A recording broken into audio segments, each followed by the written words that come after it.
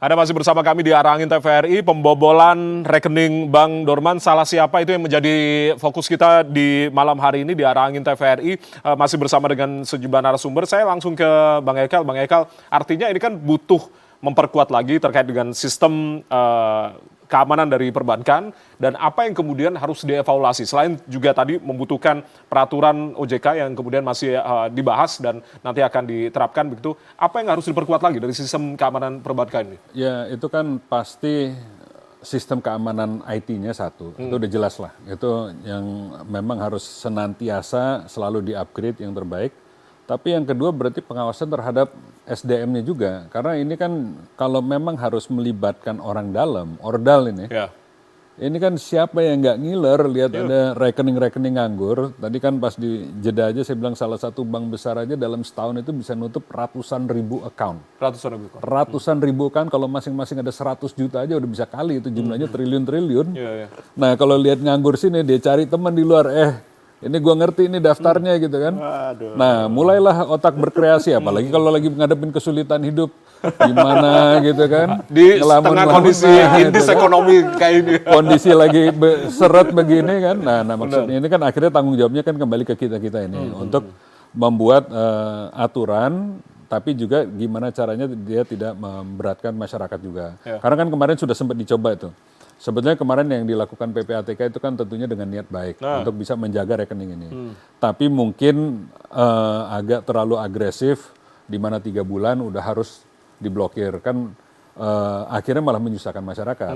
Nah tentu kita harus pikirkan bagaimana caranya ini bisa rekening aman, masyarakat juga naruh di perbankan kita itu tenang tanpa harus membebani mereka, tapi memang bank-bank kita harus meningkatkan kualitas pelayanannya. Nah itu kan mungkin dorongan utama sebenarnya dari industri aja mereka akan terdorong sendiri. Tapi memang harus dikawal juga dengan regulasi dan pengawasan dari otoritas gitu kan. Dan itu memang tugas kita untuk mengawal dan mengingatkan mereka. Bahkan kita juga kaget ternyata selama ini belum ada aturan khusus terhadap Dorman ini. Baru aturan kemarin itu kan dari PPATK dan ternyata memang kurang pas. Tentu harus disusun lagi yang lebih pas. Oke.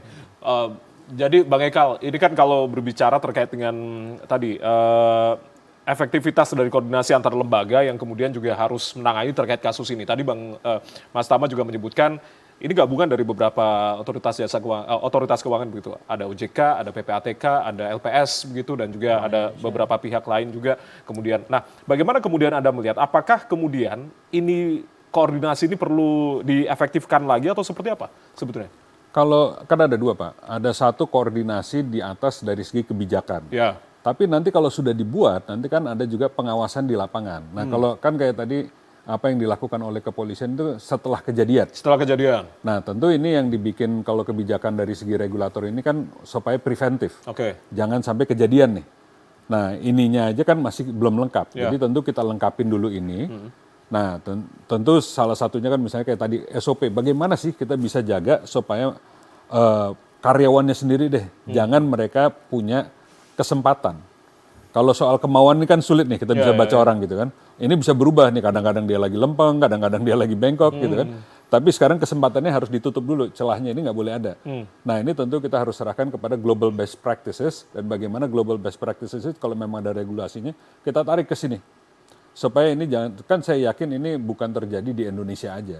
Ini pasti sudah ada kejadian di tempat-tempat lain yang dimana sudah lebih develop. Nah kita ini kan sekarang udah semakin mau maju ke develop status negara yang semakin maju ya kita juga harus punya yang bagus. Apalagi kita ini kan sebetulnya masih ingin meningkatkan jumlah inklusivitas masyarakat kita ke dalam perbankan. Yang punya rekening di bank kita ini baru 70-an% dari rakyat kita.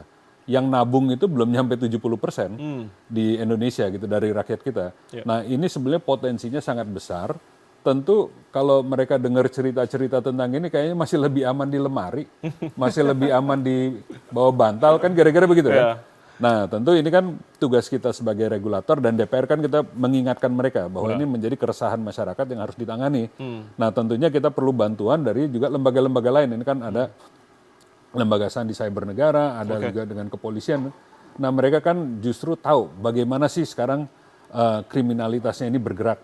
Perkembangan dari segi situnya yang harus memberi masukan apa sih yang harus dilakukan dengan perbankan. Nah, regulator ini harus senantiasa komunikasi terus supaya kita tahu ini pergerakannya seperti apa. Jadi jangan kita harus reaktif, tapi memang lebih bagus kita antisipatif. Jadi kita tahu kira-kira nanti serangan akan datangnya dari mana.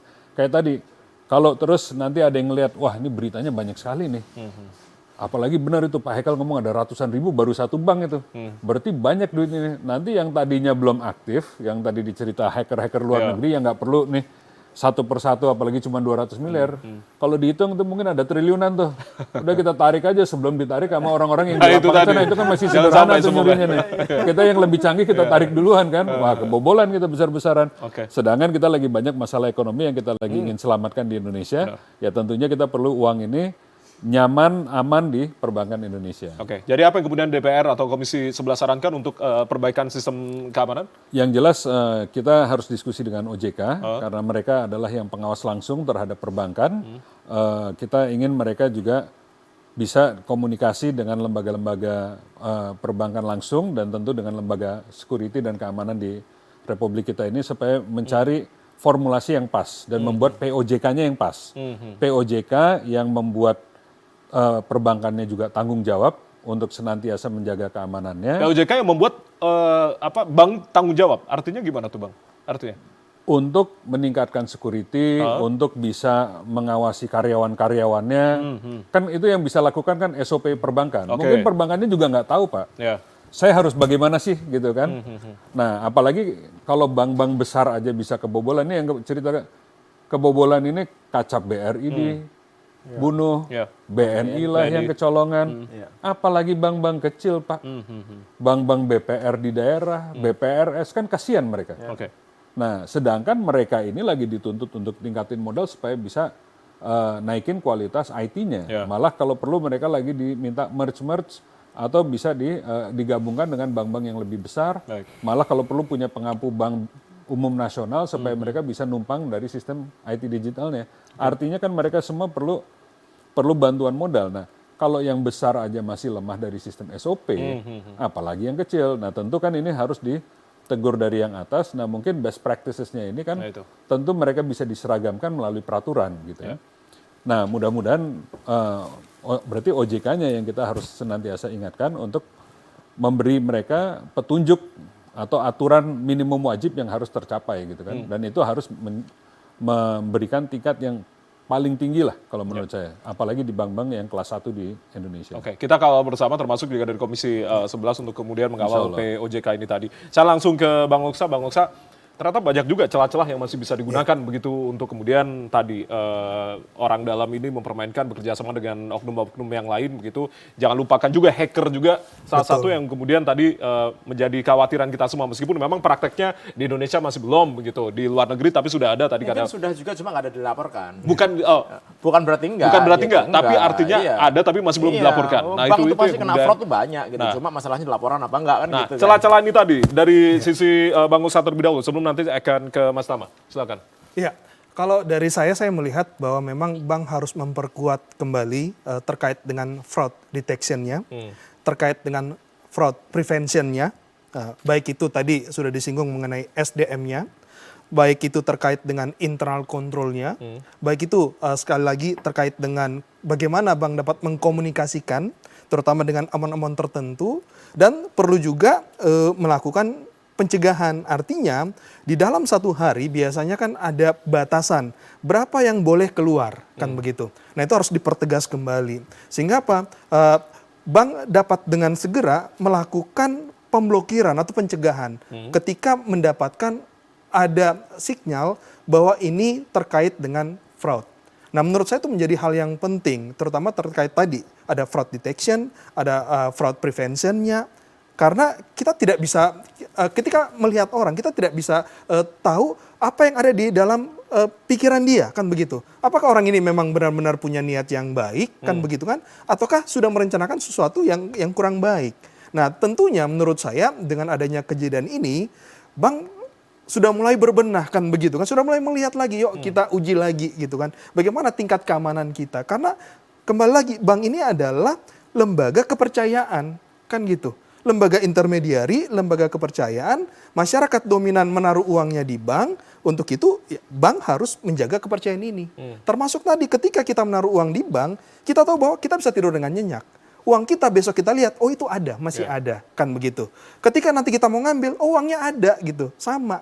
Nggak langsung tiba-tiba berkurang tanpa kita ketahui. Nah menurut saya ini menjadi suatu hal yang penting tentunya. Nah itu yang mungkin perlu menjadi perhatian, terutama terkait dengan tadi pola fraud yang ada di perbankan sekarang ini. Mitigasi resikonya? Nah, mitigasi resikonya adalah tadi, pertama adalah perkuat sistemnya, perkuat sistem di perbankan sendiri, kemudian pembenahan mungkin internal kontrolnya, internal kontrol di bank sendiri, segregation of duty-nya semakin dipertegas lagi, diperkuat kembali, kan begitu. Artinya ada maker, ada checker, ada rechecker, atau mungkin approval, kan begitu. Sampai dengan tingkat jumlah tertentu, maka memerlukan otorisasi yang lebih bertingkat lagi. Dan kalau perlu, dengan jumlah tertentu mungkin akan langsung masuk ke internal audit. Jadi internal audit langsung tahu bahwa oh ini ada sinyal, ini ada tanda-tanda, kan begitu. Ini ada transaksi yang sebenarnya memang perlu segera ada pembenahan. Nah, dengan begitu ini sama-sama akan saling mengingatkan. Di samping itu menurut saya yang penting juga adalah terkait bagaimana bank ketika mendapati ada akun-akun yang nganggur atau masuk ke dorman, itu perlu mencari tahu gitu, mengkomunikasikan kepada nasabahnya, menghubungi, kan begitu. Apakah memang nasabahnya ini mungkin dalam kondisi tidak aware gitu kan, atau mungkin belum sempat untuk datang ke bank atau mengakses rekeningnya, ataukah memang nasabah ini memang mungkin sudah meninggal gitu, ahli warisnya juga tidak diketahui, sehingga apa? Nanti tahu nih. Sehingga bank itu ada laporannya, kan begitu. Sampaikan kepada OJK, oh ini kami ada mendapati yang seperti ini. Dan ini yang sudah kami lakukan, kan begitu. Sehingga apa? Masyarakat pun melihat bahwa, oh ya ternyata memang sudah ada pembenahan gitu kan, perbaikan. Dan kami tetap percaya menaruh uang kami di bank, besok pun kami masih melihat dana yang sama ada di bank. Oke, saya langsung ke Mas Tama. Artinya kan bank ini sebenarnya sudah punya sistem keamanan berlapis begitu. Tapi ternyata tadi, apakah ini kontrol dari transaksi keuangan yang mencurigakan yang tadi tidak terdeteksi atau tidak optimalnya dari fraud detection system, mitigasi resikonya tadi sudah dijelaskan oleh Mas Oksa begitu. Tapi apa yang kemudian menjadi celah? Jadi kalau menurut saya nggak tahu nih, bank bisa agak parah seperti ini gitu. Karena kalau kita lihat historinya, contohnya misalkan judi online lah, kita geser sedikit gitu. Kita udah tahu pasti bahwa rekening yang dipakai judi online itu pasti bisa dideteksi. Kenapa pasti bisa dideteksi? Karena transaksinya itu kecil-kecil, banyak, ya kan, berlangsung selama 24 jam. PPATK kemarin juga sudah melokir ya. Artinya kan, ngerti kan. Tapi kenapa kok transaksi judi online bisa sampai 1.000 triliun? Artinya apa? Nggak keblokir kan ini kan. Artinya sistem fraud detection bank itu entah disengaja atau nggak disengaja atau permainan orang dalam sengaja supaya ini nggak dideteksi. Nah sama seperti ini nih dorman ini adalah tadi saya setuju dengan Bang Pak Hekal nih gitu bahwa orangnya nih karena kalau ujung-ujungnya sebenarnya di orangnya nih kita tahu orang benar. Tapi orang ini nanti juga bisa kita bantu kita batasi dengan teknologi. Coba. Misalkan sistemnya bank itu memberikan flag terhadap rekening-rekening dorman gitu misalkan. Sehingga ketika ada orang yang mengakses ada alert, itu gampang sekali bikinnya. Gitu. Sehingga ketika ada orang mencoba mengakses dari cabang mana nih, teller mana nih, dia ada lognya. Ngapain Anda ngakses rekening dorman? Itu yang belum diterapkan selama ini. Saya nggak tahu tuh diterapkan apa enggak. Buktinya ini bisa molos-molos aja gitu kan. Nah, artinya sebenarnya gampang. Kemudian ketika ada rekening dorman yang mendadak diaktifkan dalam waktu cepat anomali misalkan hari Sabtu, hari Minggu ditransfer. Kan bank harusnya bisa mendeteksi dong. Ini bank ini ratusan miliar loh, anggaran untuk IT-nya gitu. Masa cuma simpel gitu aja nggak bisa? Ini kan jadi pertanyaan ada apa nih gitu. Nah oleh karena itu kita kembalikan lagi. Ini penjahat-penjahat ini modusnya ya, caranya pertama kali apa dia? Adalah melakukan pengumpulan data.